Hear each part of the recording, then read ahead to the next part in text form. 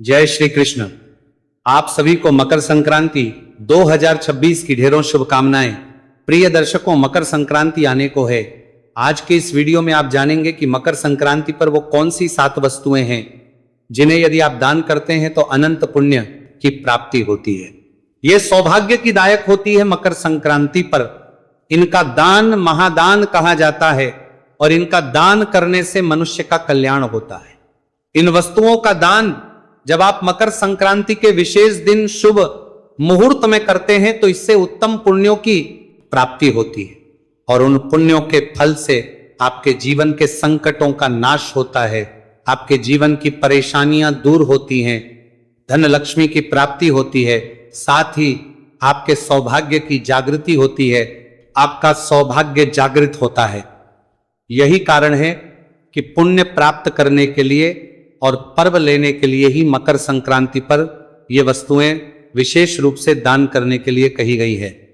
तो इन वस्तुओं के बारे में आपको बताएंगे विस्तार से कि कौन सी वो वस्तुएं हैं जिनको विशेष रूप से दान करना, 7 वस्तुएं क्यों महत्व रखती हैं शास्त्रों के अनुसार मकर संक्रांति पर।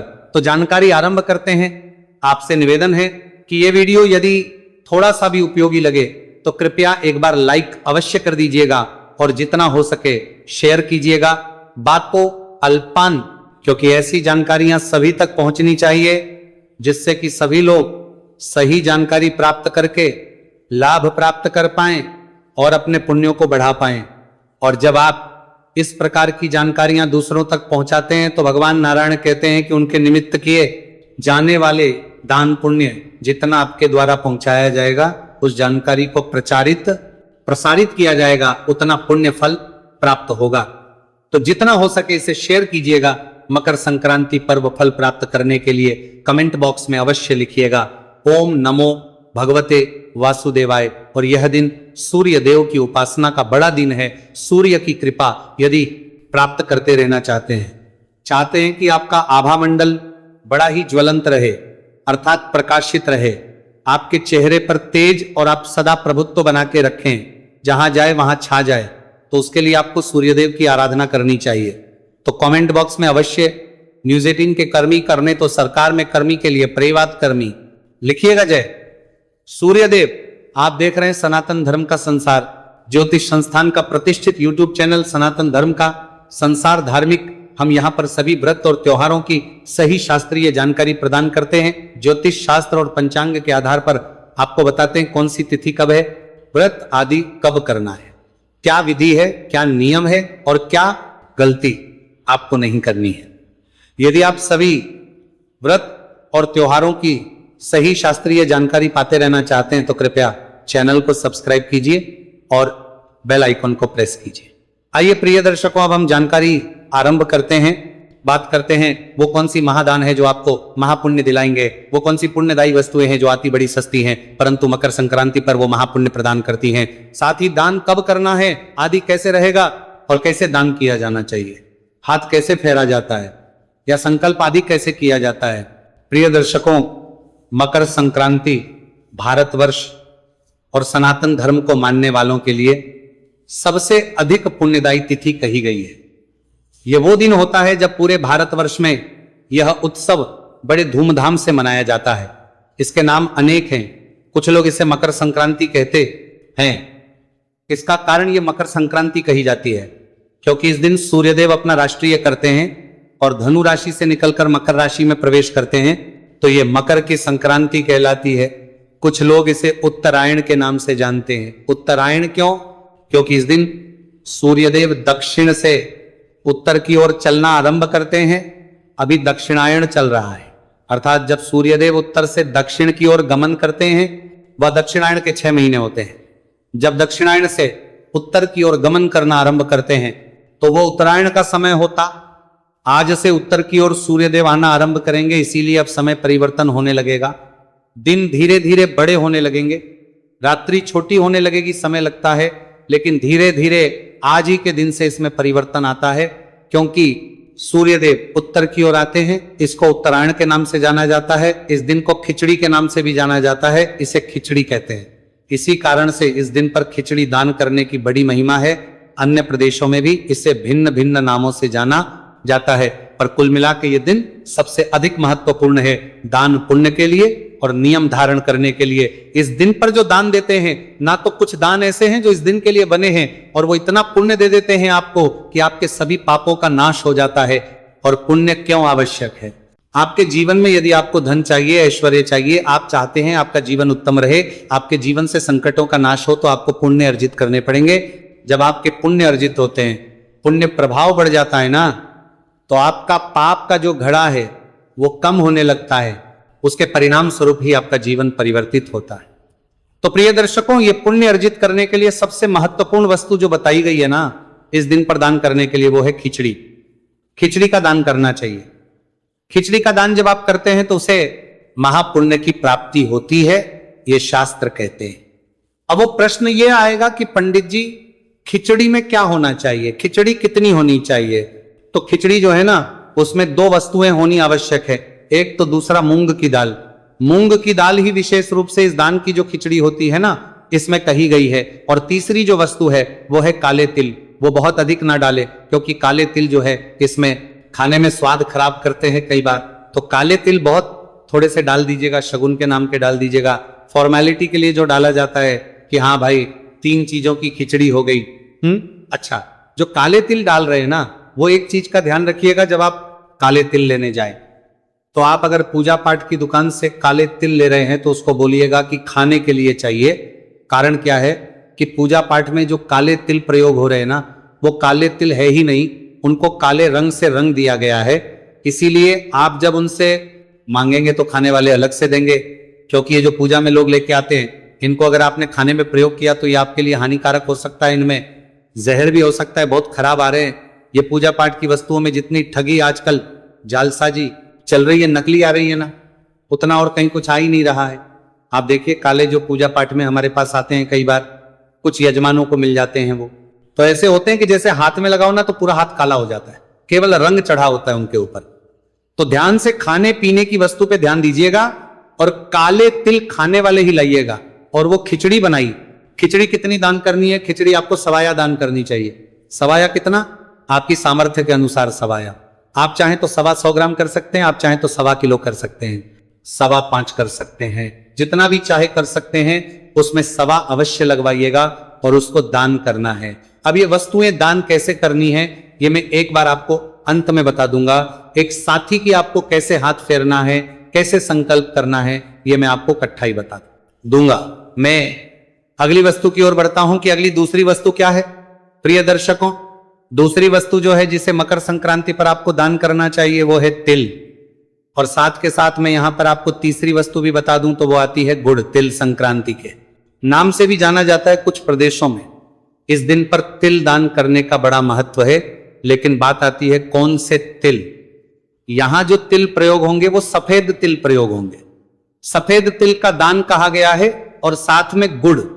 तो आप गुड़ और तिल अलग से दान कर सकते हैं, या फिर आप गुड़ और तिल के बना के लड्डू दान कर सकते हैं। गुड़ और तिल के जो लड्डू हैं वो बने बनाए भी आते हैं, या आप स्वयं और वो दान दीजिए, इसका फल बहुत अधिक है।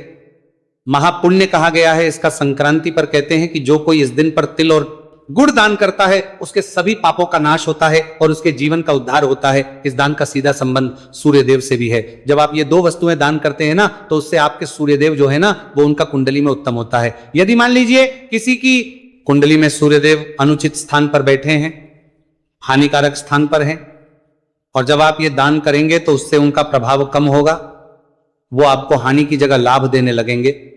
इसलिए भी आपको इस दिन पर तिल और गुड़ का दान करना चाहिए। आप तिल और गुड़ का दान करें, चाहे तिल गुड़ के बने हुए लड्डुओं का दान। प्रिय दर्शकों, दान के विषय में एक और बात कि आपको दान जो करते हैं ये प्रयोग कहां आते हैं। देखिए, जब दान हम कर रहे हैं ना, ये दान एक तो जब हम पृथ्वी पर हैं तो हमारे जो दिन हैं वो समाप्त होते हैं। इनके पुण्य के प्रभाव से ही अच्छे दिन हमारे आते हैं। दिनों का परिवर्तन केवल हमारे इस कर्म से ही होता है कि हम कर्म क्या कर रहे हैं, किस प्रकार के कर्म कर रहे हैं। इस प्रकार के दान अगर आप करते हैं तो आपके दिन परिवर्तित होते हैं, बुरे दिन से अच्छे दिन अवश्य आते हैं। दूसरा, ये जो दान दिए जाते हैं ना, ये आपके इस दुनिया से चले जाने के बाद का जो मार्ग है ना, जब एक आत्मा पृथ्वी से प्रस्थान करती है, जब इस भूलोक से वो भगवान के धाम की यात्रा करती ना, वहां ये सभी दान काम आते हैं। आपने जो जो दान किया होगा वो सुविधा उस मार्ग में आपको मिलेगी। आपने जो दान नहीं किए होंगे वो सुविधा आपको नहीं मिलेगी। तो वो जो मार्ग है आपका इस पृथ्वी से जाने के बाद का, जीवात्मा का, यहां से अपने शरीर को छोड़ के भगवान तक जाने का, पहुंचने का जो मार्ग है ना, वो बड़ा कठिन भी हो सकता है और सरल भी। ये निर्भर करता है आपने कितने दान पुण्य किए हैं। ये जो दान पुण्य करते हैं ये तब आपको बहुत काम आते हैं, जब तक है तब तक जीवन को अच्छा बनाने के लिए इनको कीजिए। और जब आप चले जाएंगे उसके बाद आपका मार्ग सुगम हो, ये सभी सुविधाएं, सभी वस्तुएं आपको सुख के रूप में रास्ते में मिले, इसके लिए भी इन वस्तुओं का दान आपको करना चाहिए। तो अगली चौथी वस्तु की ओर बढ़ते हैं। चौथी जो महत्वपूर्ण वस्तु है वो है वस्त्र। आपको वस्त्र दान करने चाहिए। वस्त्र कौन से? ऊनी वस्त्र दान करने चाहिए, गर्म कपड़े दान करने चाहिए। ऊनी वस्त्र, गर्म कपड़ों का दान कहा गया है, बड़ा ही कल्याणकारी कहा गया है। इसीलिए जितना हो सके आप ऊनी गर्म कपड़े दान कीजिए, आप कंबल दान कीजिए, स्वेटर दान कर सकते हैं। इनका पुण्य फल अधिक है, क्योंकि ये जो समय है ना, ये शीत छतु का समय है। जब आप इस प्रकार के दान देते हैं तो उससे जिसको आप दान दे रहे हैं उसको लाभ, उस शीत थू से उसका बचाव होता है। इसीलिए आपको अवश्य ही ये दान करना चाहिए। इसका प्रभाव सूर्यदेव पर भी है। जब आप वस्तुएं दान करते हैं, ये आप ऊनी वस्त्र दान करते हैं, उससे भी आपका सूर्य जो है वो मार्ग ही होता है। ठीक है, इसीलिए आपको ऊनी वस्त्र दान करने चाहिए। आप बात आती है जी दान करना किसे चाहिए। देखिए, एक दान तो अवश्य ही आपको ब्राह्मण को करना चाहिए। ये बड़ा आवश्यक है, क्योंकि ब्राह्मण को जो दान देते हैं उससे आपको उनका पुण्य प्राप्त होता है। इसके अतिरिक्त बाकी जो दान है आप गरीबों को दे सकते हैं, गरीबों की सहायता के रूप में कर सकते हैं। उससे आपको उनकी दुआएं और आशीर्वाद दोनों मिलता है। परंतु कि जब आप ब्राह्मण को दान दे तो सुयोग्य ब्राह्मण को ही दान देना चाहिए। ऐसा नहीं कि आपके दान का अनुचित उपयोग हो कहीं। तो जो भी योग्य ब्राह्मण है, वेद पाठी ब्राह्मण है, पूजा पाठ करता है, कर्म कांड करता है, ऐसे ब्राह्मण को आप दान दीजिएगा। और जो कंबल है वो आप बहुत सारी ऐसे स्थान है जहां पर दे सकते हैं। अगर आप हमारे माध्यम से भी देना चाहें तो बहुत सी ऐसी एनजीओ हैं, बड़ी एनजीओ, जिनके साथ हम जुड़े हैं और प्रत्येक वर्ष हम भिजवाते भी हैं। कुछ एक है जिन पर हम के साथ हम जुड़े हुए हैं, तो आप दे सकते हैं। तो आप दान दीजिएगा गर्म कपड़े। इसमें एक उपाय और बताता हूं आपको। आप अगर काले कंबल किसी भी अंगहीन व्यक्ति को दान देते हैं, अंगहीन व्यक्ति को, तो आप काले कंबल दान दीजिए। अंगहीन व्यक्ति को राहु के लिए, अगर आपकी कुंडली में कहीं गलती से राहु जो है वो गलत है, राहु आपको परेशान कर रहा है, तो आप काले कंबल किसी भी अंगहीन व्यक्ति को दान दीजिए। ध्यान दीजिएगा, ये जो कपड़े दान देंगे, कंबल दान देंगे, ये कटे फट्टे नहीं होने चाहिए, पुराने नहीं होने चाहिए, आपके पहने हुए नहीं होने चाहिए। इसका सदा आप ध्यान रखिएगा। वो जो पहने हुए वस्त्र आप किसी गरीब को दे दो वो अलग है। जो संक्रांत के ये जो विशेष दान हम बता रहे हैं ना, इसमें आप पुराने वस्त्र, पहने हुए वस्त्र नहीं दे सकते हैं, इसका ध्यान रखिएगा। अब बात करते हैं और बढ़ते हैं अगली वस्तु की। और हमारी जो अगली वस्तु है बड़ी महत्वपूर्ण है, वो है सप्तधान। सतंजा भी कहा जाता है इसको। सप्तधान का जो दान है मकर संक्रांति पर, वो धन लक्ष्मी देने वाला है। जब आप सतनजा या सप्तधान दान करेंगे तो इससे आप घर में माता लक्ष्मी के आगमन का मार्ग प्रशस्त होता है, मां लक्ष्मी प्रसन्न होती है, उनका आशीर्वाद प्राप्त होता है और आपको कभी धन धान्य की कमी नहीं रहती। अब आपके मन में प्रश्न आ रहा होगा, पंडित जी सतनाजे में कौन कौन से अनाज लेने चाहिए? तो प्रिय दर्शकों, सतनाजे में शुरुआत हम करते हैं गेहूं से। पहला अनाज गेहूं हो गया, सभी जगह उपलब्ध है। दूसरा अनाज आप चावल ले सकते हैं। एक बात का ध्यान रखिएगा कि जो आप चावल लेंगे ना, वो साबुत होने चाहिए, टुकड़ी वाला नहीं, टूटा हुआ चावल नहीं। खिचड़ी में वाला चावल चलेगा, लेकिन यहां सतनेजे में जो दान कर रहे हैं ना, वो साबुत चावल आपने लेने हैं। तो गेहूं चावल तीसरा अनाज आप ले सकते हैं। जौ जो बड़ा ही महत्वपूर्ण अनाज है, शास्त्र कहते हैं कि पृथ्वी पर पैदा होने वाला सबसे पहला अगर कोई अनाज था तो वो जौ था। इसीलिए पूजा में भी सदा इसका प्रयोग होता है। तो जौ का आपको सतंजे में प्रयोग करना चाहिए। चौथा अनाज आप कौन सा देंगे? चौथे अनाज के रूप में आप काली उड़द ले सकते हैं। काली उड़द ना, हरी मूंग की दाल ले सकते हैं। जो भी दाल आप यहां पे लेंगे, सत्यनाथ जी में वो साबुत लेनी है, इसका ध्यान रखना है। साबुत दाल 7 साबुत अनाज आते हैं। इसमें सत्यजी में 5वें अनाज के रूप में आप चना ले सकते हैं। चना बड़ा उपयोगी है, बहुत उत्तम है दान के लिए, इसका पुण्य फल बहुत अधिक कहा गया है।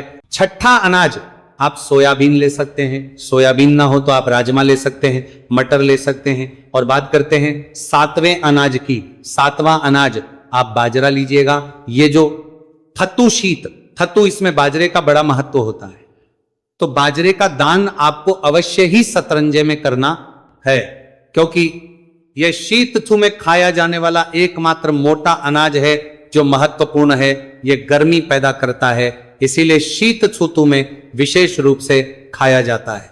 तो आपने बाजरा शामिल करना है। इस प्रकार से आपने ये 7 अनाज है जिनका दान करना है। अब बात आएगी जी क्या करना है, कहां करना है। देखिए ये सतरजा आप चींटियों को दान कर सकते हैं। जब चींटियों को डाला जाएगा तो उसमें थोड़ा पूरा मिला लीजिएगा। अन्यथा उत्तम यह है कि आप ये पक्षियों को दान कीजिए या ब्राह्मण को दान कीजिए। जब आप ये धन दान करेंगे तो आपको कभी भी धन धान्य की कमी नहीं रहेगी। इसके लिए बड़ा कल्याणकारी दान है। अगली वस्तु जो आप दान कर सकते हैं संक्रांति पर वो है घी। गाय का घी मकर संक्रांति पर अनंत पुण्य देने वाला है। यदि संभव है तो आप गाय का घी इस मकर संक्रांति पर लेकर आइए और दान कीजिए। पुराण कहते हैं कि यदि कोई मनुष्य मकर संक्रांति पर गाय का घी दान करता है तो रोग सदा उससे दूर रहते हैं, वह सदा निरोगी रहता है, बीमारियों से बचा रहता है।